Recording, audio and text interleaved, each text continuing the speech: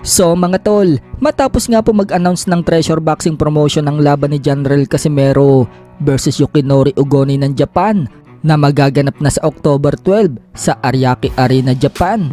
Dahil first time ni Casimero na mapapalaban sa bansang Japan at ito na ang pang-11 niyang bansang dadayuhin.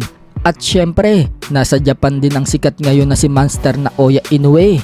May mensahe nga po si Casimero kay Inoue. Pahayag ni Casimero na mag-post siya sa kanyang social media account.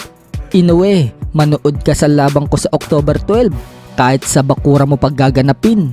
So parang gustong ipahiwatig ni Casimero mga tol na wala talaga siyang kinakatakutan.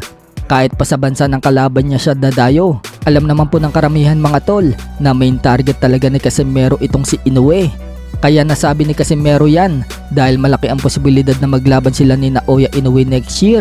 Mismong si Inoue na din kasi ang nagsabi mga tol na mananatili pa rin daw siya sa super bantam at kakalabanin itong si Casimero o kaya si Luis Nery. Mas lalong pipiliin siguro ni Naoya Inoue na makalaban itong si Casimero kung papatulugan ni Cuadro Alas ang hapon na si Ugoni sa October 12. Kapag nakita ni Inoue na nilampaso ni Cuadro Alas ang kababayan niya, malamang gaganti itong si Inoue at mas mapapadali ang laban nila ni Cuadro Alas na maikasa.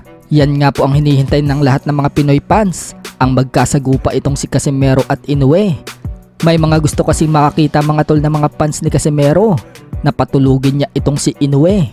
May mga haters din si Casimero na gustong makitang matalo si Casimero sa kamay ni Inoue. Kaya sana matuloy na talaga yan para malaman na kung sino talaga ang malakas sa dalawa. Sa isang video naman mga tol na nilabas ng asanboxing.com, pahayag ni Cuadro Alas, hindi pa daw niya nakikita ang laban ng makakalaban niya. Pero noong makita naman daw niya ang highlights, may lakas naman daw itong si Ugoni. Pero anya, kung ikukumpara umano ang skills niya, malayo pa daw ito sa kanya.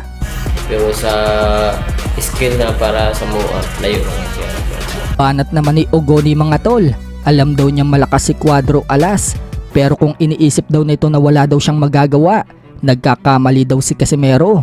Dahil kaya umano niya makontrol ang laban. Sa kabilang banda naman mga tol, alam na nga po ng karamihan na sa September 7 na ang laban ni Jonas Sultan versus Frank Gonzalez ng US.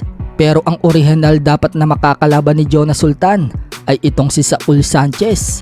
Napabalitaan nga mga tol na nag-withdraw daw itong si Saul Sanchez kaya napalitan ang kalaban ni Sultan. Pero ito palang original na kalaban dapat ni Sultan mga tol ay undercard sa laban ni Casimero. Lalaban din ito sa October 12 mga tol. Kaya pala nag-withdraw ito sa laban ni Sultan. Haharapin niya ang Pinoy na si RB Diniega. Mukhang naopera na malaking pera itong si Saul Sanchez mga tol ng treasure boxing promotion. Kaya sa Japan ito lalaban ngayon.